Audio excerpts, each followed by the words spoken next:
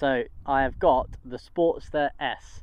Very controversial bike, not everyone loves it, but they have given me the one with the upgraded MCJ exhaust pipes, and a few people on YouTube already have asked for a sound check, so this is what we're going to give you. So this is the new MCJ pipe.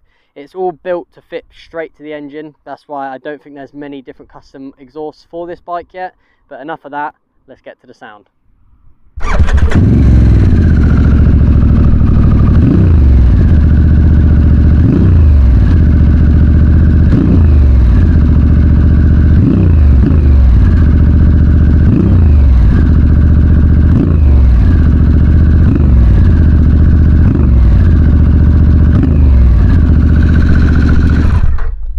So there you have it, new MCJ pipes. Let me know what you think below in the comment section.